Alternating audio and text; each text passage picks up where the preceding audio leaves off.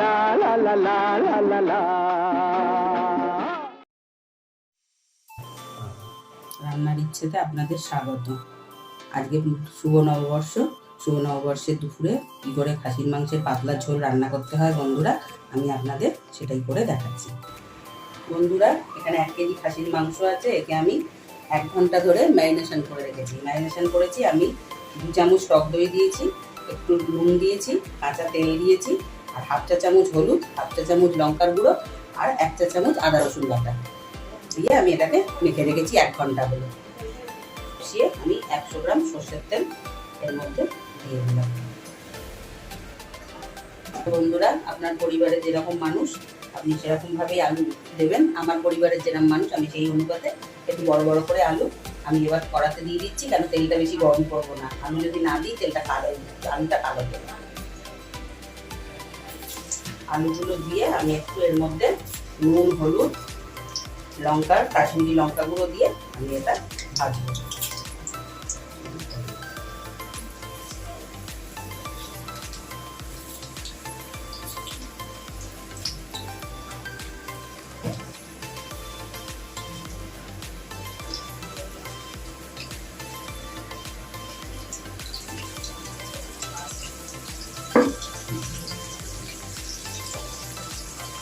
একটু নুন দিলাম 1 চামচ, 1 চামচ হলুদ গুঁড়ো দিলাম,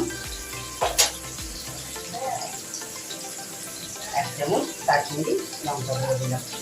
এটা কেন আলুতে দিলাম, আলুর রঙটাও ভালো আছে আর মাংসের রঙটাও ভালো আছে সেই জন্য। এবার আমি আলুগুলোকে লাল লাল করে ভেজে নিই। হ্যালো বন্ধুরা, আমার আলু ভাজা কমপ্লিট। এবার আমি আলুগুলোকে তুলে নিচ্ছি, নিয়ে এই তেলেতেই আমি একটু গোটা গরম মশলা ফোড়ন দেবো। 2টো গরম মশলা, 2টো দারচিনি, 5-6টা লবঙ্গ, 5-6টা ছোট এলাচ আর 2টো তেজপাতা।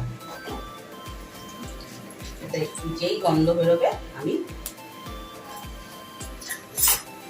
পাতলা করে কেটে রাখা পেঁয়াজ 500 গ্রাম আমি এর মধ্যে দিয়ে দিচ্ছি।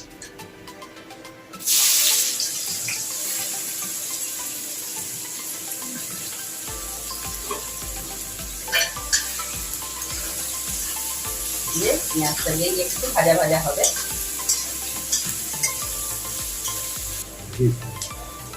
পেঁয়াজটা যাতে একটু তাড়াতাড়ি নরম হয় তার জন্য আমি এখানে 1 চামচ নুন দিয়ে দিলাম। এটা মনে রাখবেন, নুনটা যে আগে দেওয়া হচ্ছে। বন্ধুরা, আমার এই পেঁয়াজটা একটু লাল লাল হয়ে গেছে। এতে আমি 1/2 চা চামচ আদা বাটা, 1/2 চা চামচ রসুন বাটা দিয়ে একটু আদা রসুনের গন্ধটা যাওয়া পর্যন্ত একটু নাড়ানাড়ি করে নেব।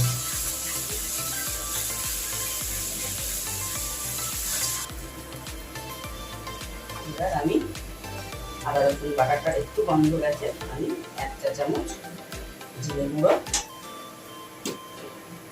1 চা চামচ ধনে গুঁড়ো দিয়ে একটু নেড়ে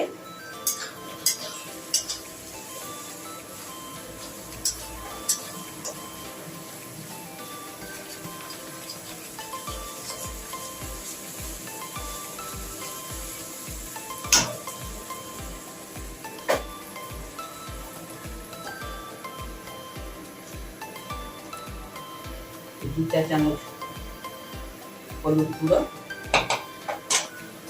আর 1 চা চামচ কাশ্মীরি লঙ্কা গুঁড়ো দিয়ে এবার এটাকে মশলা কষা পর্যন্ত একটু করতে হবে।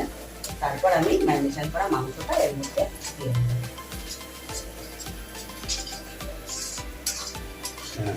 বন্ধুরা, আমার এটা কষা হলো, আমি এবার ম্যারিনেশন করা মাংসটা পুরো দিয়ে দিচ্ছি।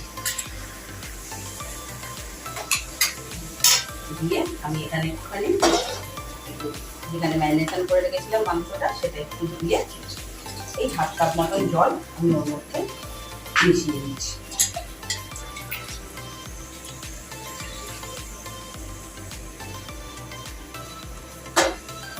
এবার আমি গ্যাসের ফ্লেমটা আমি এটাকে কষছি। আমি পাশে মাংসর আলুটা একটা সিটি দিয়ে নিয়েছি।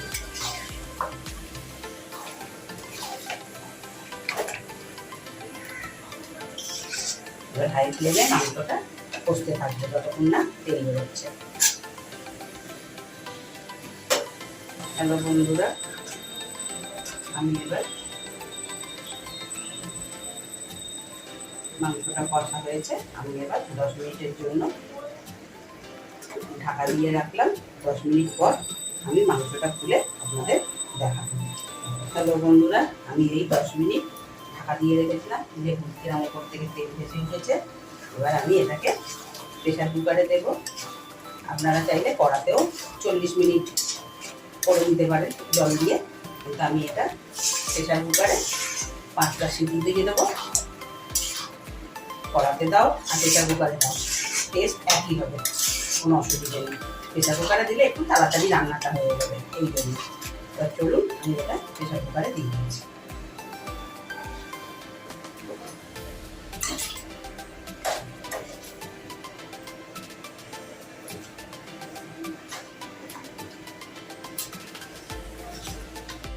আমি এবার প্রেশারে সিটি দেওয়ার জন্য প্রেশার কুকারে দিয়ে দিয়েছি। আর মাংসটার ওপরে একটুখানি জল থাকবে, বেশি জল না, তাহলে কিন্তু সব স্বাদটাই বাইরে চলে যাবে। এবার প্রেশার কুকারটা লাগিয়ে আমি 5টা সিটি দেবো। সিটি হয়ে গেলেই প্রেশার কুকার খুলবেন না, তো সিটিটা পুরো যেন প্রেশারেই থাকে। তারপর খুলে আমি আপনাদের সঙ্গে দেখা করছি। হ্যালো বন্ধুরা, আমার প্রেশার কুকারে 5টা সিটি হয়ে গেছে।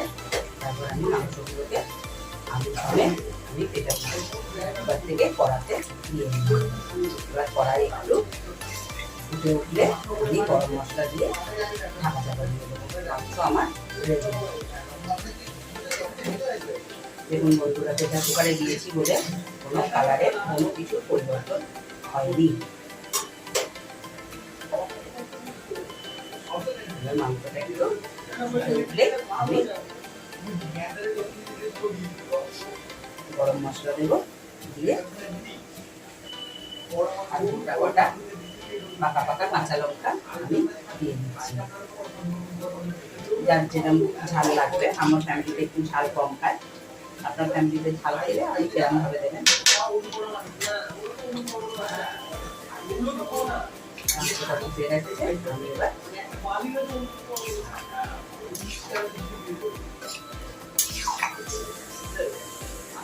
খাসির মাংস পাতলা ঝোল এই গরমে। আপনাদের যদি রান্নাটা ভালো লাগে কি নাও লাগে, কিছু বাদ আছে কিনা, সবাই ভালো রান্না করতে পারে, কিন্তু বন্ধুরা আমি খাবার মতন অত মাছ ঝোল অত সব কিছু সুন্দর করে আমি সবার জন্য রান্নাটা করতে এসেছি। কিন্তু সবাই তো সবসময় অত মাছ ঝোল অত সব কিছু করে রান্না করতে পারে না, সবাইকেই সবার রকমভাবে সুযোগ দিতে হবে। সেই জন্য আমি রান্নাটা বন্ধ করছি, আমার রান্নাটা হয়ে গেছে।